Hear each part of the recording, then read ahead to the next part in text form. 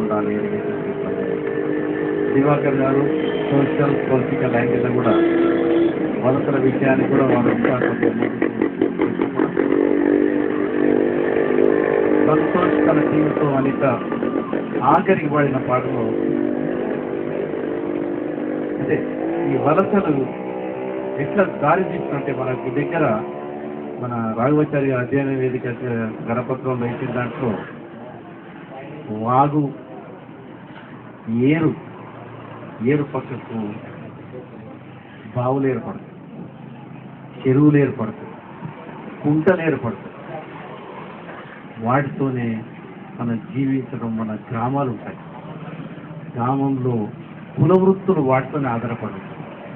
వ్యవసాయం దాని మీద ఆధారపడుతుంది, గ్రామం దాని మీద ఆధారపడుతుంది. దురదృష్టవశాత్తు తెలంగాణ ప్రాంతం నుంచి 100 కిలోమీటర్ల కృష్ణానది, గోదావరి నది పారుతున్నాం.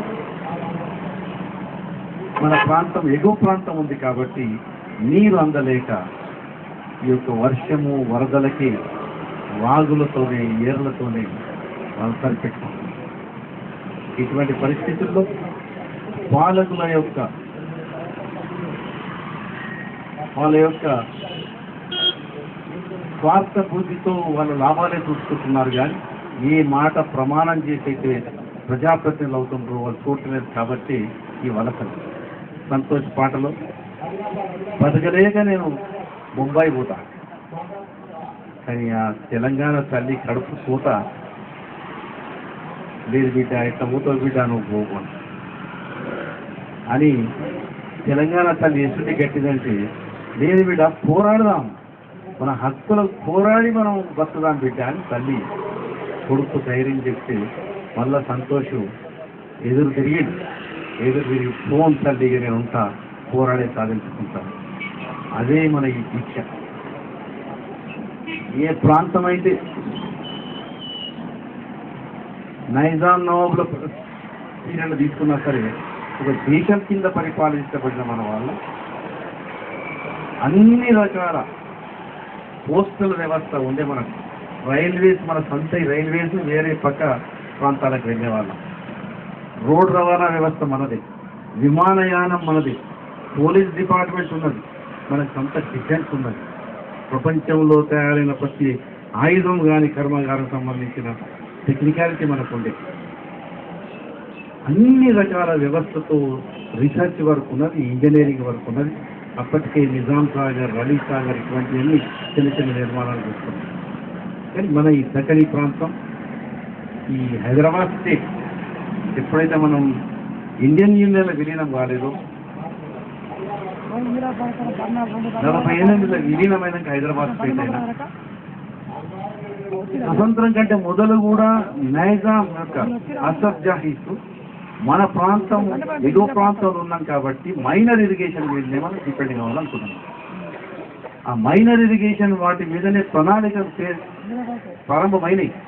అప్పర్ కృష్ణ అనే కానీ భీమా అనే కానీ వాటికి ఆల్రెడీ మనం రచించినాం. ఆ మైనర్ ఇరిగేషన్ ద్వారా తెలంగాణ ప్రాంతంలో 2,000 కోట్ల పైచిలకు భూమి వ్యవసాయానికి సాగుకు ఉపయోగపడేటువంటి భూమి మనకు ఉన్నది. కాబట్టి ఆ డైరెక్షన్లో మనం వెళ్ళే క్రమంలో మనం ఇండియన్ యూనియన్లో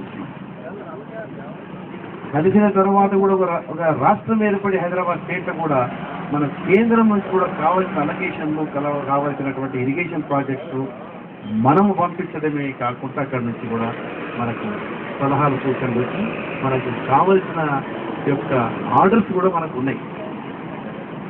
ఈ పద్ధతిలో మనం కృష్ణానది, గోదావరి నది నీరును మనకున్న హక్కు ప్రకారంగా వాడుకోవడానికి ముందుకు పోతామనేది కూడా ఒకటి ఉండే. దీన్ని ఎట్లా అడ్డుకోవాలనేదే సీమాంధ్ర పెట్టుబడిదారులు, రాజకీయ నాయకులు నీటిని తెలంగాణకు రేపు ఈ ప్రాజెక్టుల ద్వారా నీటిని వాళ్ళు మలుచుకొని ఈ ప్రాంతానికి వ్యవసాయ భూమిని సాగు చేస్తున్నప్పుడు మా పైన ఉన్నారు కాబట్టి ఈ నదీ జలాలను మేము ఎట్లా కొల్లగొట్టాలి అంటే ఈ ప్రాంతానికి చేజిక్కించుకోవాలి. ఇది ఒక కారణం. అదే రకంగా ఈ ప్రాంతాన్ని 4 సంవత్సరాల్లో ఒక నీరే కాకుండా ఉద్యోగాలను కూడా కొల్లగొట్టే అవకాశం ఉన్నది, వనరులను కూడా తీసుకుపోయే అవకాశం ఉన్నది.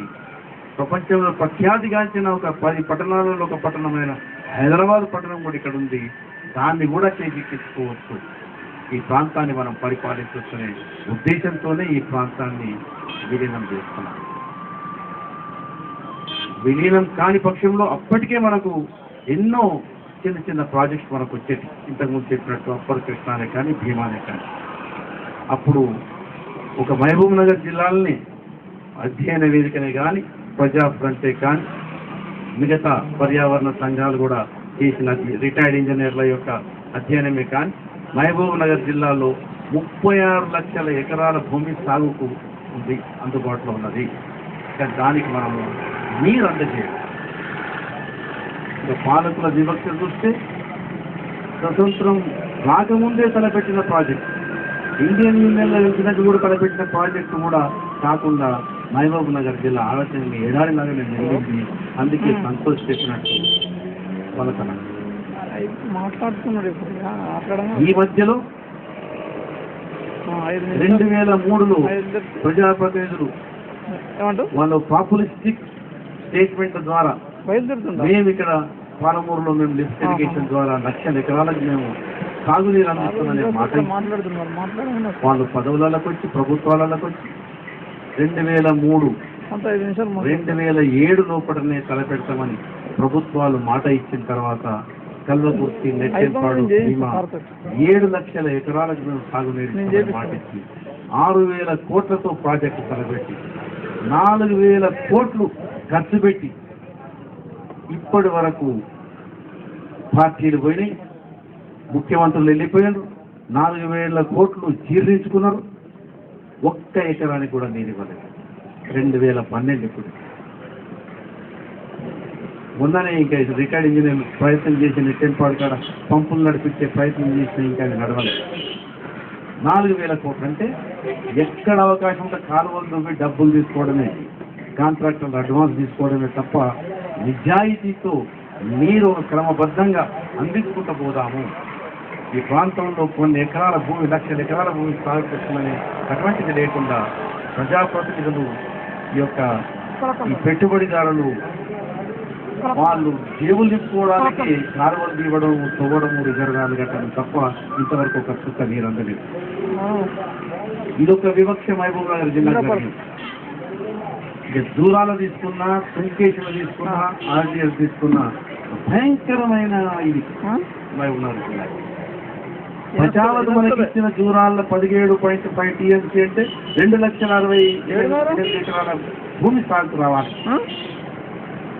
ఈ ప్రాంతం మీద పోరాడుతుంటే కూడా 10 సంవత్సరాల నుంచి భయంకరంగా మనం మా ప్రాంతం మాకు కావాలని పోరాడుతుంటే కూడా 69,000 ఎకరాలు మాత్రమే వాడుతుంది. అంటే గంట వివక్ష.